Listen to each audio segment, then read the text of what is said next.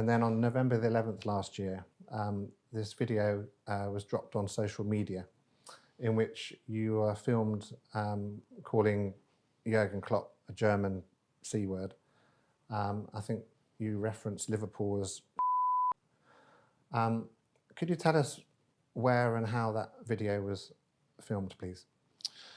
I think the first thing that I want to do is apologise to anybody who I've offended by my actions. I recognise that they fell well short of standards that are expected of a top-level referee, and I deeply regret saying what I said and finding myself in the position that I found myself.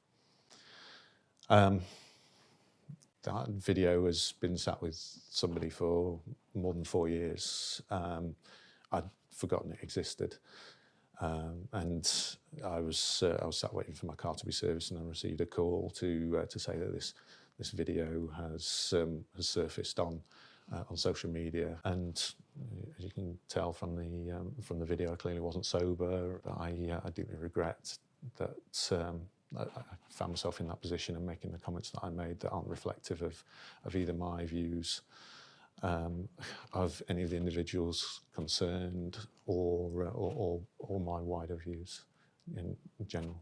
Did you know the video was being taken at the time? I did, yeah, because it was, say, with a friend, and I believed that it was going to a friend of his, so I did know it was being taken, yeah. But obviously didn't realise that it would end up in public domain. Do you know why they took that decision to put it on social media? I really don't. It was obviously about the Liverpool manager and the Liverpool game at that time, and I just refereed Liverpool against Aston Villa, but there was certainly no real issue with regard to that game. Liverpool won the game comfortably. So I really have no idea why it would be released when it was, but it was, and I'm responsible for what I said. So I understand that the implications and the consequences that are attributed to that, and I have to own those.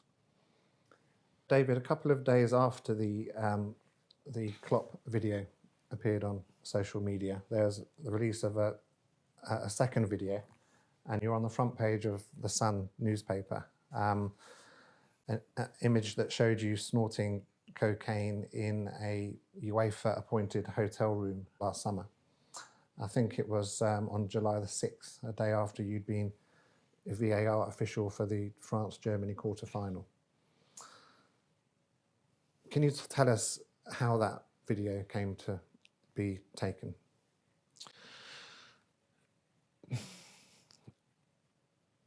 There's no easy answer to this question. There's a lot of sort of strands to how I ended up in that position at the end of my tournament. And part of it is personal, part of it is football based. How frequently were you taking cocaine? Infrequently. The job wouldn't allow that, and it's not something that I was reliant on. It was an entirely ad hoc basis. I made some really poor choices. The personal context for me, it goes way back, and relates to struggles that I've had over the course of time around my self-esteem, and that relates to my sexuality. So I'm gay, and I have struggled with feeling proud of being me over a long period of time. I've felt a deep sense of shame during my teenage years in particular. I didn't come out to my parents until I was 21. I didn't come out to my friends until I was 25, and or thereabouts. I'm an only child to my dad, and I felt that I would be letting him down. I felt that I'd be, yeah, I felt it really hard during those years, and I was part of a cricket changing room, and it was very different in the 1990s than it is today. And I'm not trying. I really want to disassociate what I'm saying here and saying that my sexuality isn't the only reason that led me to be in the position that I was, but I am not telling an authentic story of me if I don't say that I'm gay, and that I've had real struggles over time to be able to deal with hiding that. I've already mentioned about hiding my emotions as a young referee, and I hid my sexuality through those years as well, and I became pretty good at hiding my emotions as a ref, which was a good quality as a referee, but a terrible quality as a human being. Did you repress your sexuality outwardly because of football? You didn't feel able to express yourself, and you had to live the secret? Not wholly because of football, but partly. Partly because as I said, I've struggled to be me through the course of my life, through growing up as a teenager, not feeling like I ever fitted, and then as a response to that, then putting on this hard exterior, and this hard exterior actually meant that football became a place where I could go and referee and just be engrossed in the game and in the moment, but then I'd come home and then it would be more difficult because I'm almost living a double sense of being, in that I'm having to put on this sort of exterior, this hard shell to go and officiate and to be me more publicly, and then try and align that with being me, less publicly, and at home more privately. So that that's been hard, and one of the main drivers for me to be here and to do this is to try and help others who may be in a similar situation. I felt as though I've had almost a sense of duty to my colleagues to show how difficult their job is, and to other people who are in my situation to say that if you are struggling like I did, still am to a large extent, then seek help and talk to somebody, because if you bottle it up like I have done, it has to come out in some way. Excuse me.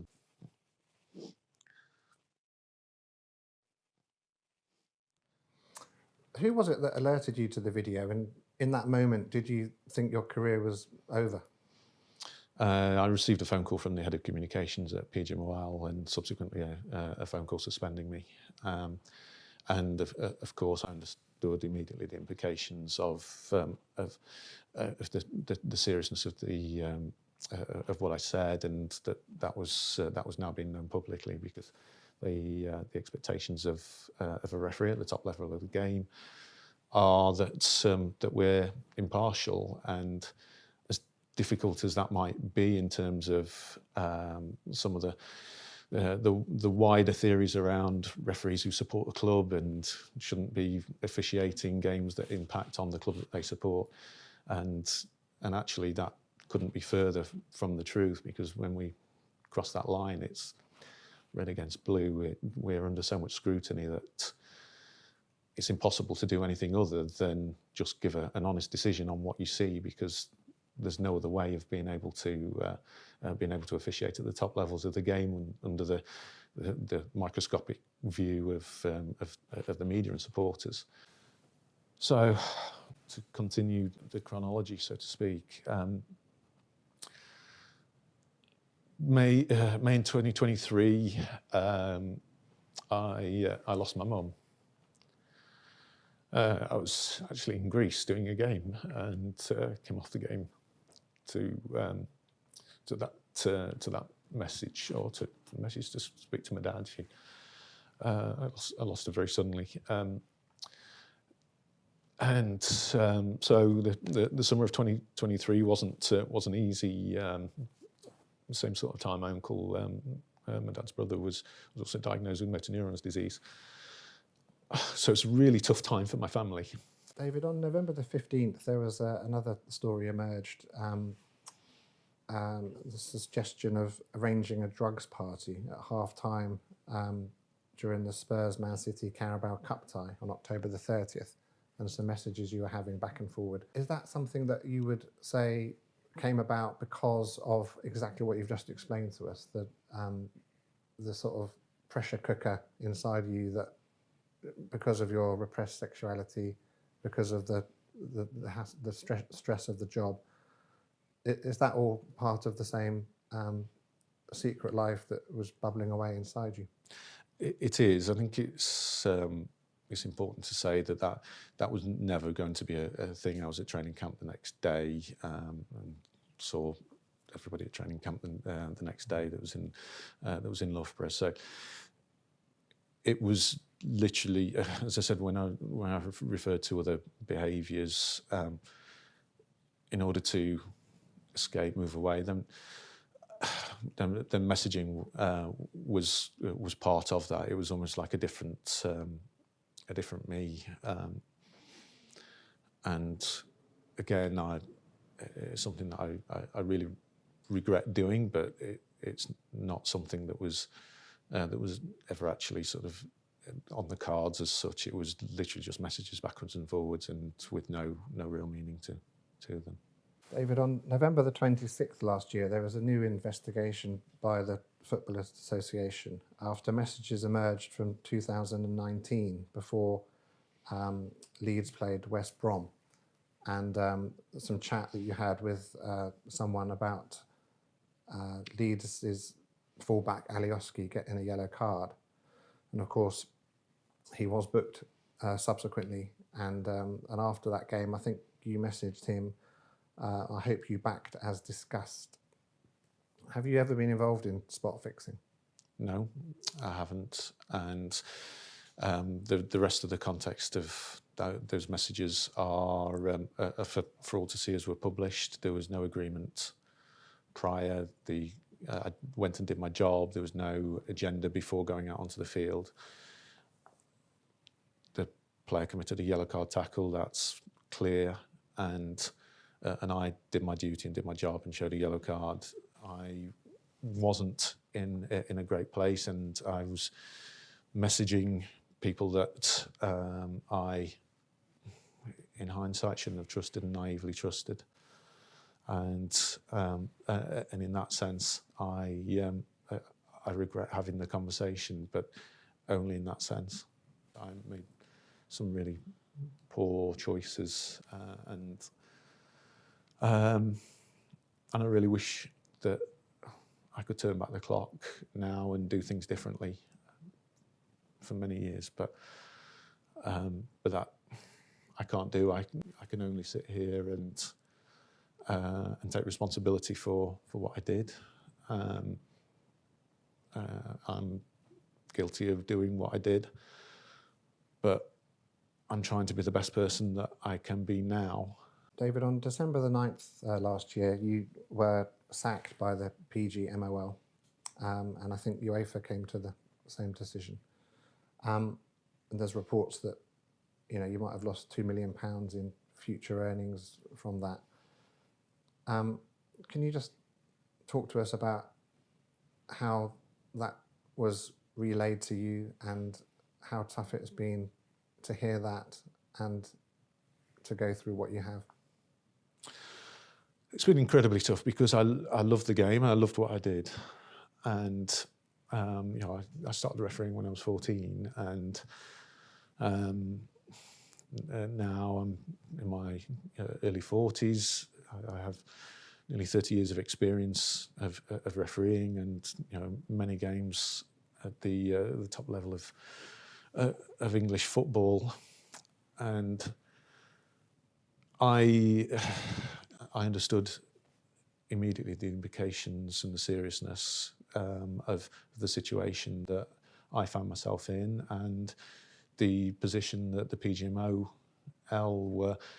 were finding themselves in, and they had a job to do, and they had to investigate, and they had to come to a conclusion that was the best conclusion for the game, and I understand that, and they've been incredibly supportive throughout the process. Actually, they've helped with regard to a production of a psychologist who's been a wonderful help.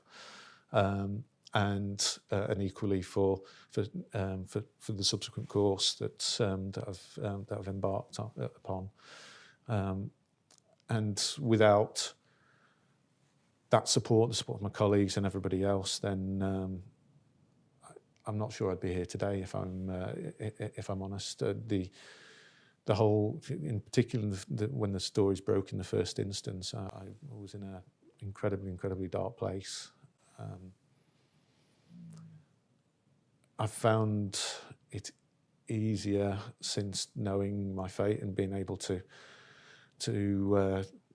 take stock of where I am as a person, to reevaluate what's important to me, to spend some quality time with family and friends that I haven't had the opportunity to for the reasons that I've already outlined, with regard to the scheduling and actually to take a little bit of time to make sure that I'm in the best place that I can be to move forwards, really. And just lastly on this, the idea Liverpool definitely won't win the Premier League, and I think Andy Robertson at one point was referred to as a Scottish. Is that presumably something you regret saying and you don't believe? As I've said previously, I regret lots of things that I've said that have been reported, and things that may or may not have been said in the moment. I certainly don't think that, and I have to say, everybody in the moment can be difficult on the football pitch. Everybody in the moment can actually be really decent on the football pitch as well, and some of the comments that we receive during games from players that you may not actually expect to receive in a positive sense actually would surprise many people, I think. So it's important to maintain that everybody who takes the football field is full of emotion. When we're involved in the game, things will be said that people don't mean. Things will be said subsequently that they don't mean. I'm pretty sure that there's been plenty of players or managers that have said some things about me and my refereeing or my decision making that they wouldn't necessarily sit here and say that they believe, and the same is true of us as match officials.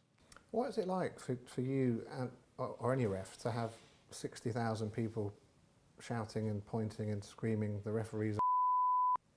The 50 or 60,000 people or whatever it may be genuinely don't impact on us as much as what people would believe. We're constantly talking to each other and focusing on that as match officials.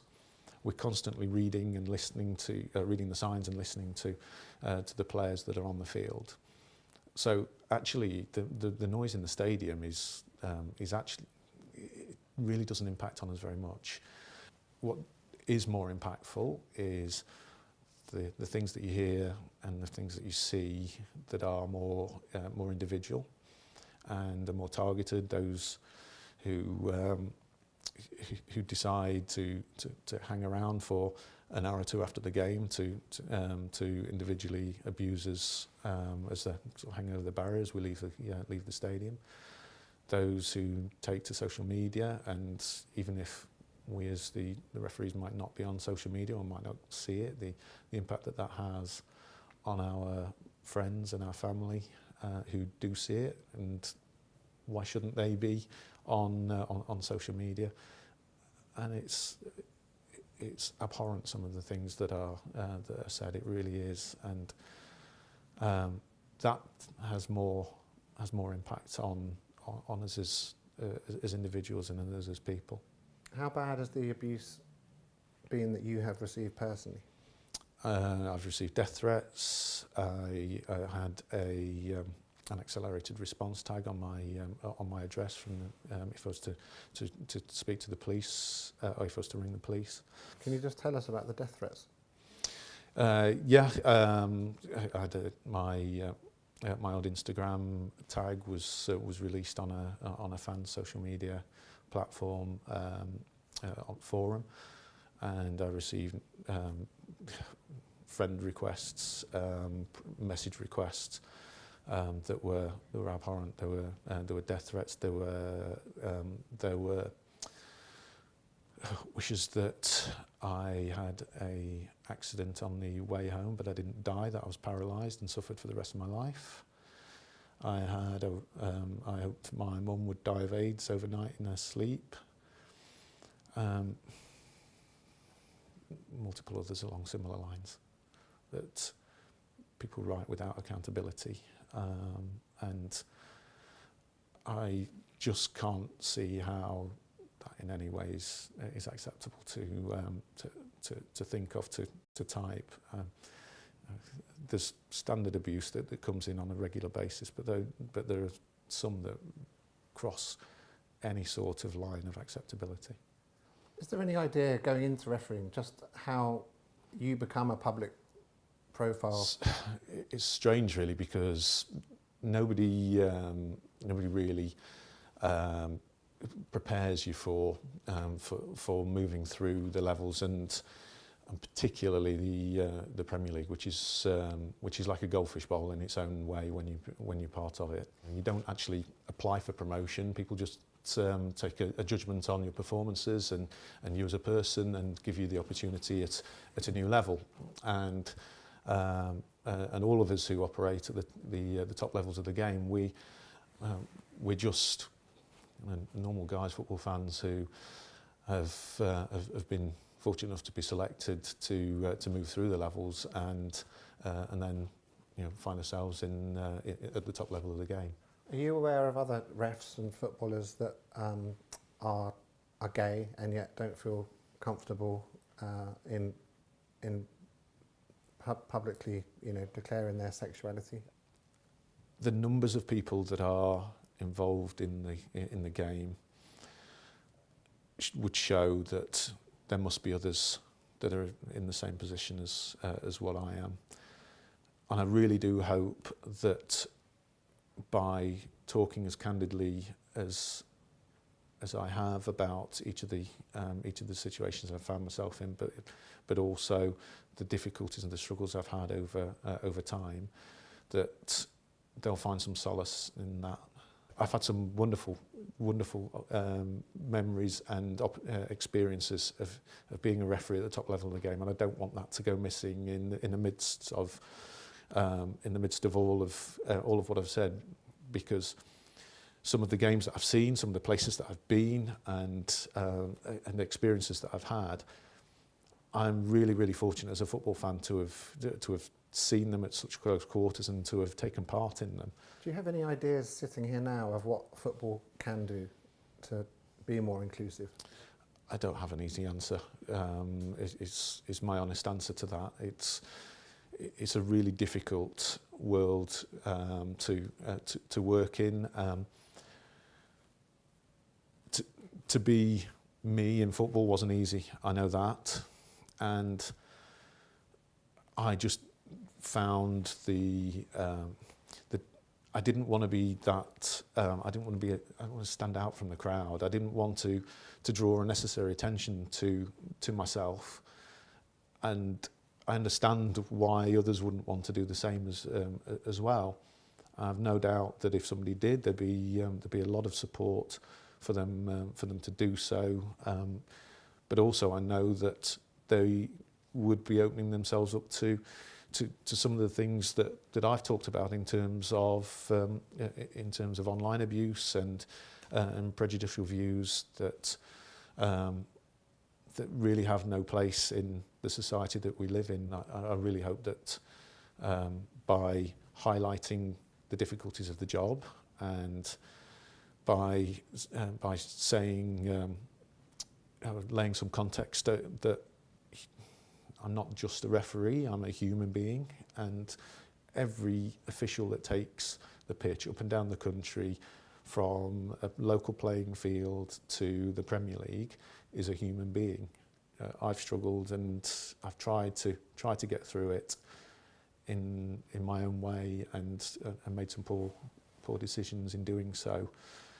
But I hope that others make better decisions than I have, and that referees are given a bit of an easier ride in the levels of scrutiny and the levels of abuse that may come in their direction.